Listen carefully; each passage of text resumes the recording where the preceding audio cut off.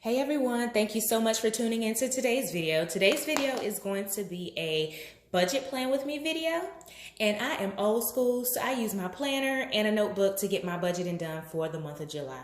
So if you're interested in watching that type of video, stay tuned. So the first thing that I do is every week I do a part of my I put in a financial section in my planner so that I can track our spend every month. So I put this down at the bottom and I just make sure that I fill it out at the end of the week. Typically I go through Sunday and through Saturday as opposed to Sunday, so that I can do it when I set up my weekly spread. And I just look at how much we spent during the week so that I can get a pulse on our average weekly spend for certain items. And if there's something going on during that week, then I know, in my calendar, I know, hey, we, took the kids somewhere, we worked from home or had a travel or something like that. So that may be the reason why something is inflated. So I do that every week. So I'm filling it out for this week. And then I'll show you next week's as well. So this is my spread for the coming week of July 1st through July 6th. My daughters have a hair appointment, so that's going to inflate our miscellaneous large expenses. It is also the 4th of July. I'll be working from home the entirety of the week. So if this pops a little higher when I do my reconciliation, then I have a point of reference as to why my expenses may have been higher for that week. The reason that I'm doing that is because I want to have a good tracking mechanism, because we're looking to cut expenses. So what that means is I want a baseline of how much we're spending on groceries, how much we're spending on miscellaneous, gas, dining out, and things of that nature. So we can be very targeted and we can have a strategy for where we need to cut back. So we can't strategize and plan if we don't know the details and the data behind the numbers. Okay, so I put my categories, and for us, it works to only have 4 categories. Like I said before, grocery, gas, dining, miscellaneous large, miscellaneous, and special occasions.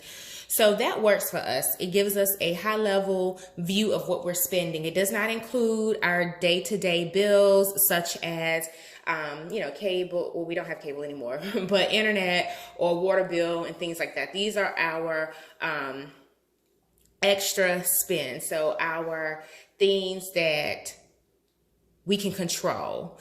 So yeah, we can control the energy bill by not turning on the lights as much and things like that, but it's really hard to control those types of things. But it is easy to control dining out. It is easy to control the special occasions that we're spending money on. It is easy to control, the grocery spend to a certain extent. So we're tracking these things so that we can understand where we're spending and we can be very targeted. And I keep another notebook. This is just a random notebook. I'm not affiliated with this company or anything like that. I think I picked up this notebook at an event. So I just use that to scribble pretty much. I'll scribble down my categories in my book and I'll just jot down what we spend. So for example, this will be the month of July. And I legit just scribble in the book. So grocery is the category, and then I'll do like gas off to the side. And then I'll like track. So if I go shopping at Food Lion, or if, Lowe's Food, Harris Teeter, whatever the grocery store may be, I'll just put something down and then I'll put like the dollar amount. Or if it's like my gas or my husband's gas, I'll put like our initials and then I'll put like whatever the gas cost.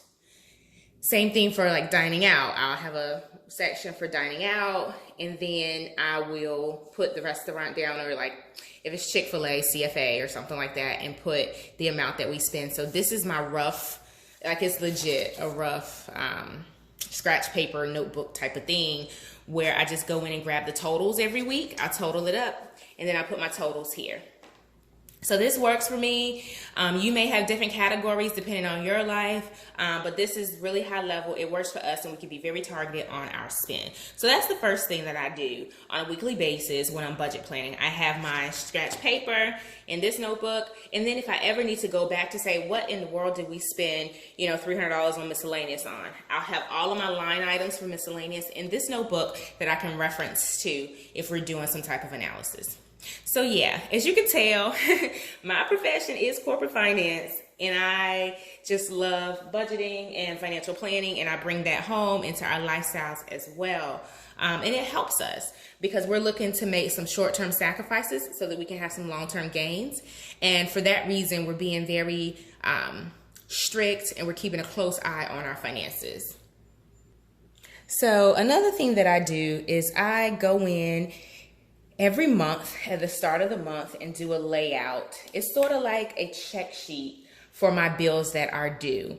And as I pay them, I check them off. So I'm going to show you what that looks like. So this is my notebook. This is the Erin Condren notebook that I purchased. I do have an unboxing video of this notebook as well. I can link that down in the description box below. So I will be using this for our budgeting. And when I did the unboxing video, I did share that I liked this check sheet off to the side. So in addition to this part that I mentioned in my planner, I do track when I pay my bills and what the bills are when they're due. So I have last month, just because I don't really remember what all the bills are. So this will be my July spend.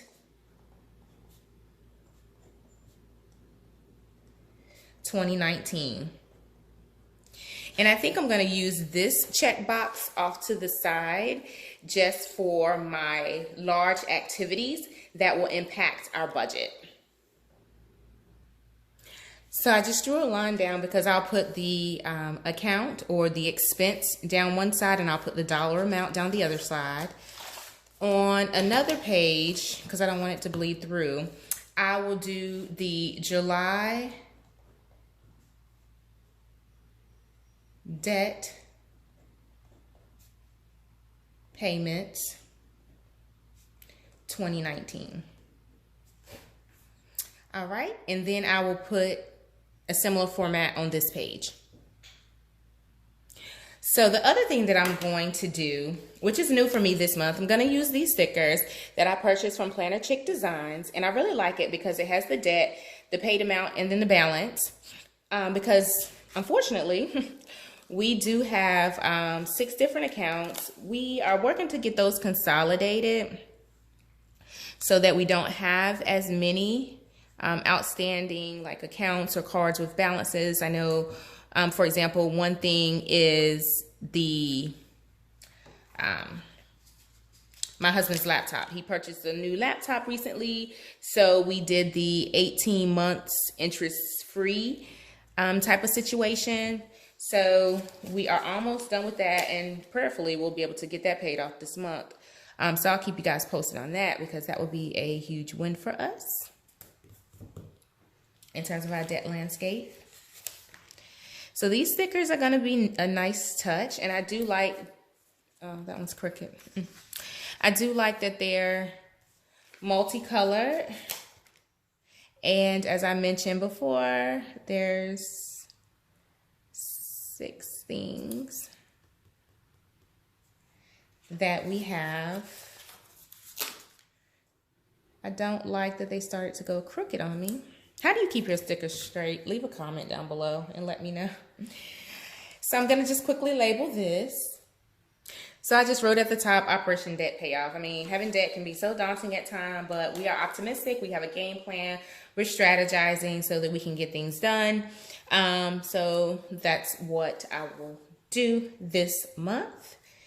The other thing that I like to do, and I'll flip to another page, is look at the month over month spend. So this will be, oh, I was wondering what that was, but it's a little quote at the top because I could see it through here. So this is my month over month analysis.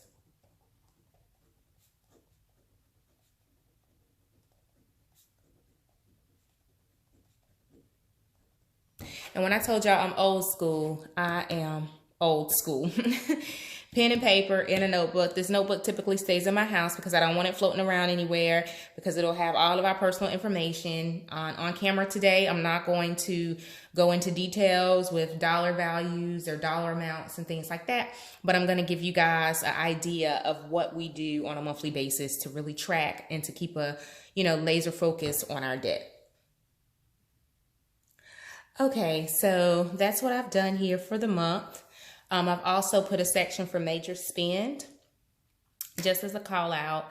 It also gives me a point of reference for next year if maybe something pops, like for example, we have to do some type of water assessment or something, survey or something this month, and it'll cause us to increase some of our expenses. So I've done the look back for June. It'll give me a baseline for July to control. If I need to go down on something, I'll put a parentheses and put a decrease, because I know that needs to be the focus, because say for instance, the grocery was higher than what we like to spend. I can put a little arrow just to notate to control that. This seems like a little overkill because I mentioned in the a few minutes ago that I do track this weekly in my planner. I just take the sum of the weeks in my planner and sum it here. Again, we're making short-term sacrifices for long-term gains, so we want to be as efficient as possible. This is something my husband can pick up quickly and take a look through as needed. So it works for us. And I encourage you to find what is going to work for you. If you're trying to budget better, if you're trying to plan better, find a system that's going to work for you. For me, it's not unfortunate, but I have my scratch paper notebook, I have my tracking notebook, and I have my planner. That works for me. It's not inundating. It's not overkill for me personally. If it works for you to just have a notebook and to do your scratch paper in your notebook, your tracking in the same notebook, go for it. That's what I did before I purchased this Erin Condren. This notebook has this type of layout on the pages in here for my prior months. This month, I'm just trying something new because I really like this notebook, and I want to get away from using this notebook because I'm running out of paper. All right, on my checklist, I'm going to do July extra spend. So my kids' birthday party. 2 of them are celebrating their birthday party together. So I have the facilities rental, I have the food, their birthday gifts. We have family members' birthday gifts. If you watch my July Plan With Me video, you'll see that it was full of happy birthday stickers, happy anniversary stickers. So I'm going to fill this out with my extra spend for the month, how much I think it's going to cost in the actual. So I'll do a budget and an actual. The same for like birthday gifts. I'll do birthday gifts, budget, actual. Anything else this month? We're traveling, we're going to the beach, budget, actual. So for example, I'll go ahead and write that here because I just said it.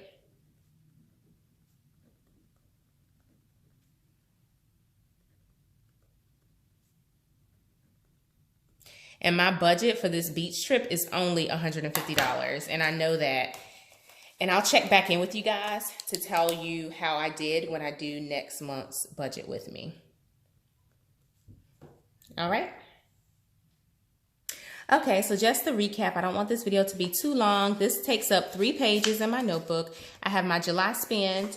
I have my July debt payments. I'll use the bottom section for notes. And I have my month-over-month analysis along with the extra spend that we'll need for the month.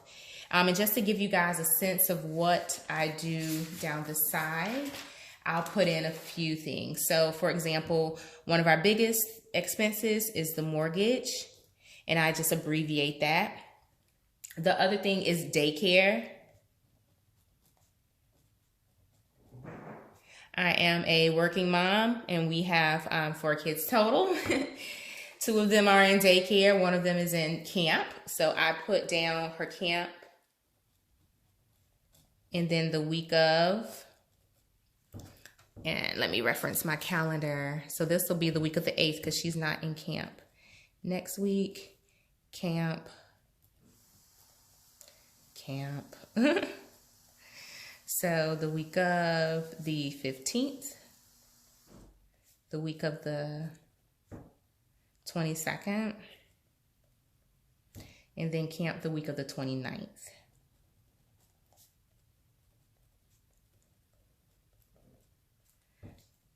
Okay, she's not going on the 1st, so that works. Then I'll put like the car payments, other things straight down. And then when I do the dollar amount, I'll just use the camp as an example for on camera. Her camp fee per week is $200.